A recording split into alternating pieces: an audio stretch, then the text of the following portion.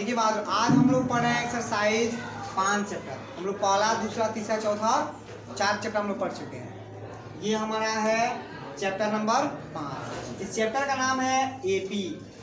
इसको कहते हैं अर्थमेटिक प्रोग्रेशन। अर्थमेटिक का होता है समानांतर और प्रोग्रेशन में क्या होता है, श्रेणी। समानांतर का होता है एक समान अंतर। जो एक समान क्रम में अगर बढ़ता हुआ अंक होता है, उस पूरे श्रेणी को हम लोग उस क्रम को क्या कहते हैं, एपी कहा जाता है। जैसे कि हम आपको यहाँ देख रहे हैं, यहाँ 5 है, 5 के बाद 10 है, 10 के बाद 15 है और यहाँ डॉट डॉट डॉट डॉट यहाँ 14वां पद रहेगा इसे निकालने। तो हम यहाँ पे देख रहे हैं एक निश्चित अंक है जो लगातार इस संख्या में बढ़कर संख्या को बढ़ा रहा है। जैसे हमारे पास यहाँ 5 है, तो 5 में हम 5 जोड़े हैं तो कितना आया है, 10 आया। फिर 10 में फिर 5 जोड़े हैं तो क्या आया है, 15। फिर अगला अगर हम टर्म बनाना होगा तो फिर 15 में हम फिर 5 जोड़ेंगे तो 20 आ जाएगा। फिर 20 में हम फिर 5 जोड़ेंगे तो 25 आ जाएगा। तो जहाँ भी अगर लगातार क्रम में एक समान कोई अंक बढ़ता हुआ अगर दिखाई दे और वह एक श्रेणी यानी एक क्रम बना ले, तो उसी को क्या कहा जाता है, समानांतर श्रेणी कहा जाता है। इस समानांतर श्रेणी में जो है, हमें बनाने के लिए कुछ अंक ज्ञात करने के लिए कुछ मुख्य पॉइंट है। इस मुख्य पॉइंट को जानना इसमें जरूरी है। अगर इतना अगर हमें जानकारी हो जाएगा तो इस चैप्टर को बनाने में आसान हो सकता है। जैसा कि हम यहाँ पे देख रहे हैं, पहला यहाँ पे होता है कि प्रथम पद। जो ये आपका श्रेणी दिया जाएगा, क्रम दिया जाएगा, इस क्रम का जो पहला अंक आता है इसको प्रथम पद कहा जाता है। जैसे अगर हम इसे इसमें पूछे कि इसमें प्रथम पद क्या है, तो हम क्या कहेंगे, प्रथम पद क्या है, ए का मान हमारा क्या है, 5 है। हम कहेंगे प्रथम पद ए का मान 5 है। तो जो श्रेणी का पहला पद होता है उस पद को हम लोग ए से दिखाते हैं। कहीं अलग अलग बुक भी पढ़ा जाएगा तो वहाँ एक जगह कभी T1 भी होता है, कभी A1 से भी दिखाया जाता है। तो हम ए से भी दिखा सकते हैं, इसको T1 टर्म्स 1 से भी दिखा सकते हैं और यहाँ नंबर 1 से भी दिखा सकते हैं। तो ए, T1 और N से भी किया जाता है।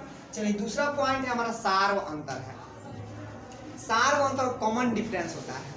इसको हम लोग इसका संकेत डी से दिखाते हैं, छोटा डी से हम लोग दिखाते हैं। ये छोटा डी कैसे ज्ञात किया जाता है, तो जो हम दो संख्या, कोई भी दो संख्या के बीच का जो अंतर होता है उसी अंतर को कहते हैं सार्व अंतर कहते हैं। यानी दो संख्या का हम समझने के लिए, पहचान के लिए कर सकते हैं कि किसी दो संख्या के अंतर, दो संख्या के अंतर जो होता है उसी अंतर को हम कहते हैं सार्वंतर। जैसे हम यहाँ सार्वंतर का मान निकालना हो तो कह सकते हैं, जैसे दो संख्या हम लिए यहाँ पे, ये पहला और दूसरा हो गया। इसमें सार्वंतर निकालने के लिए ये हम इसको घटाते हैं, 10 माइनस कितना, 5, यानी पिछले वाले पद में से पहले वाले पद को घटाया जाता है। अगर ये दो संख्या लें तो ये पिछले वाले पद में से पहले संख्या को घटाया जाएगा। जैसे कि 10 माइनस 5 तो क्या हो जाएगा, 5। और जैसे मान लीजिए 10 और 15 ले रहे हैं तो कह सकते हैं कि 15 माइनस 10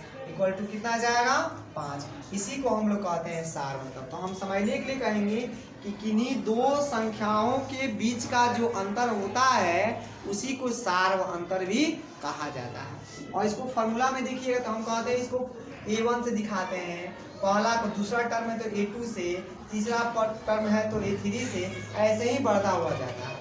तो हम इसके लिए सूत्र भी बन जाता है कि A2 माइनस, ये दूसरा पद है, ये पद दूसरा A2 माइनस A1। इसमें देखेंगे तो A3 माइनस A2।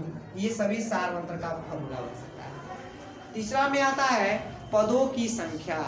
तो पद की संख्या को हम लोग n से, इसमें कहेगा कितने पद हैं और इस पद की संख्या को हम लोग n से दिखाएंगे। पहचान कैसे करेंगे, तो जो श्रेणी दिया जाएगा उसके लास्ट वाले अंक को n और n से पहचान किया जाता है। अगर इसके लास्ट अंक में अगर कोई शब्द हो, वह शब्द जैसे वह पद हो या वह नहीं हो तो कोई वाक्य जुड़ा हुआ रहता है, तो हम इस अंतिम अंक को कहते हैं n का मान है। अगर यहीं पे अगर वह शब्द कुछ भी नहीं हो, कोई शब्द नहीं हो, तो हम इसको an समझा जाता है। जैसे कि हम यहाँ पे देखें पद की संख्या को n, तो यहाँ पे देख रहे हैं कि हमारे n का मान है कि नहीं है, तो यहाँ पे 14वां पद वह शब्द जुड़ा हुआ है। इसलिए लिखेंगे कि n का पहचान करने के लिए हम देखेंगे कि अंत में वह शब्द या कोई वाक्य जुड़ा हुआ रहेगा। जैसे यहाँ देख रहे हैं कि 14 के बाद वाह है, तो यह किसका मान है, हमारा n का मान है, n का मान हमारा हो जाएगा 14 हो जाएगा।